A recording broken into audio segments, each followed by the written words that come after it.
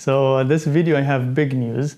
I have reached 32 years of old and for the first time at 32 I have visible abs.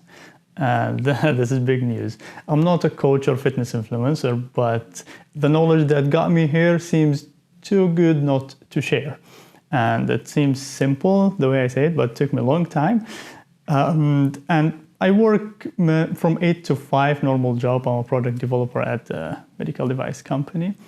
And that means that anyone can do this by following these steps that I'm gonna share. So let's start and let's make them simple. So in simple terms, what works is actually to make your body use more energy than you consume or what you get. And you can do this by two things. First is by getting less energy or eating less energy. And that's through what you eat, food and stuff. And there are a lot of videos and resources about that online.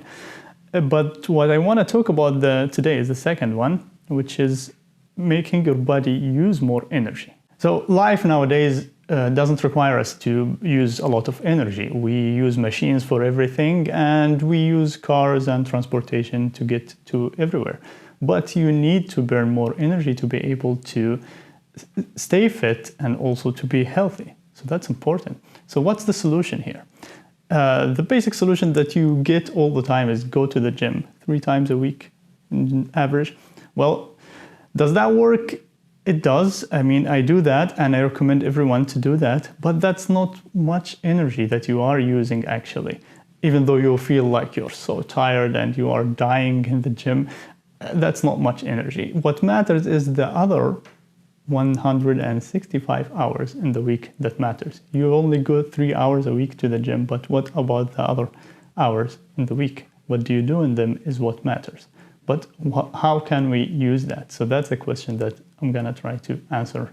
But first, let me ask you something. Have you ever been in a vacation where you went to a nice place where there's nice food and you ate a lot and you walked around enjoying the city and then you expected that your weight might go up because you ate a lot. But then you come back from this vacation and you find out that your weight didn't go up. That happened to me actually. I noticed that when I went to Rome actually, and we know Rome, there is a lot to see and a lot of food to eat. So it was pizza, pasta and gelato and everything. And I went around exploring the city. And then when I came back, I thought, okay, my weight has gone up, but it did not actually. And then I know why. Why did that happen? I think it was because I was walking a lot. I was active the whole day, going around. And I did not even feel it. I was having fun. I was enjoying it. Because that's how it is with walking. You're just walking. You don't sweat from it. You don't feel like you are dying. And you use a lot of energy in the day. So then I started thinking about it. How can I use that in my daily life? You actually come back from the vacation eventually. I get that. You come back from vacation, you go home, you go back to your daily life from 8 to 5 or 9 to 5 at your job. And then when you get back home, you just want to be in the sofa and just relax and enjoy the evening before the next day starts. So the solution that I used and it worked for me is to set a 10,000 steps goal in a day. So I have to walk 10,000 steps in a day and I do my best to be able to walk those 10,000 steps. And I start by going to work, walking. I used to use my electric skateboard or take a bus or something, but I started walking. I get around 2,500 steps in the morning going to work, and then at work I walk around going to the lab and coming back. I get 1,500, and then coming back home I walk as well. Even if a friend offered to give me a lift, no, I just say I have to walk, and then I walk 2,500 steps going back home. And then at the evening I go for an evening walk, and that forced me to go out more and to see, the evening, the sunset. It was really nice. I get 10,000 steps. But I know what everyone would say, what if the weather is bad, and I live in Sweden, so it's the worst case here. So it started getting dark early, before 4 p.m. it is dark, and getting really cold and bad weather.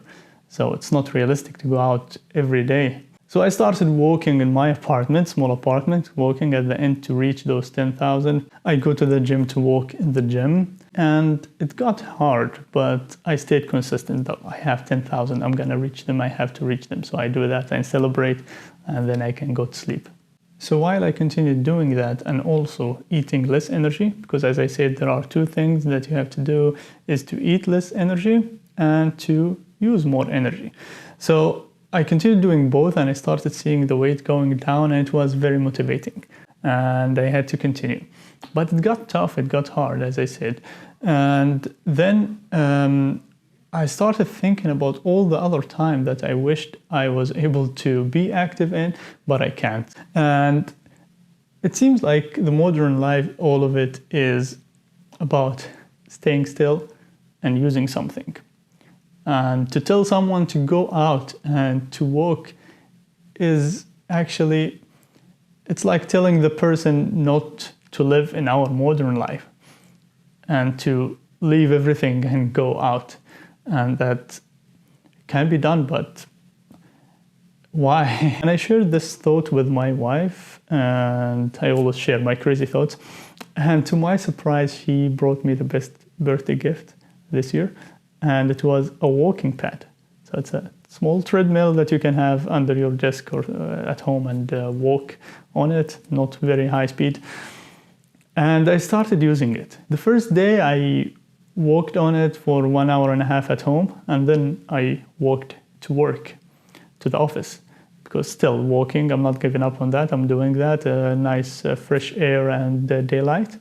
And when I arrived there, to my surprise, I had 8,000 steps. Instead of the 2,500 that I get normally, I got 8,000 steps. And I was shocked. It was so easy to get those steps because my mind just focused on what I'm doing, on the work that I'm doing, and my feet were doing the action. So I've tried this walking pad with 3 things. The first is working. This is important because we spend 40 hours working a week, and it was possible. The difficult tasks, I had to slow down or pause at the beginning to figure things out, but then it got easier and easier, and everything is possible. And then I tried it with watching TV shows and YouTube, and that's the easiest thing. You can just put something to watch and just forget about it and focus on watching. The third thing is playing video games when I have time. I tried it and it was difficult because I felt disoriented and dizzy because I'm moving the character at a certain speed or certain direction, but my feet are going in one direction and specific speed, another speed. And I needed to break this connection between the mind and what I see and what my legs are doing. So I put it at the beginning at a lower speed until I got used to that, and then I started increasing the speed, and then things got easier. So it takes a week or so for things to get easier with the walking pad.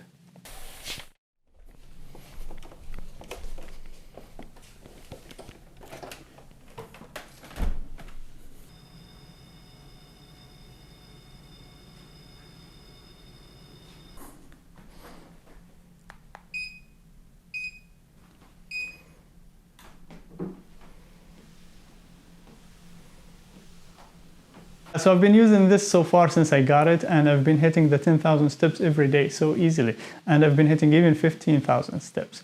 But I'm not gonna take it to the office. I'm gonna be using it at home because I don't think people are used to seeing these things yet. I'm saying yet because I remember when standing desks came out, I thought this is unnecessary, but now all the desks at the office are standing desks. So I think people in the future realize more the effect of sitting down and not being active on their health, and we will see more of these variations at the offices. So that's my vision, but what do you think? And don't forget the main topic of this video, which is to stay fit and healthy while working a full-time job. You need to use more energy and eat less energy, and we focus on the using more energy. Start with a 10,000 steps goal. Maybe that's something that will work for you. And let me know in the comments if you want to hear more topics like this, or if you have any questions. Thank you for watching. Bye-bye.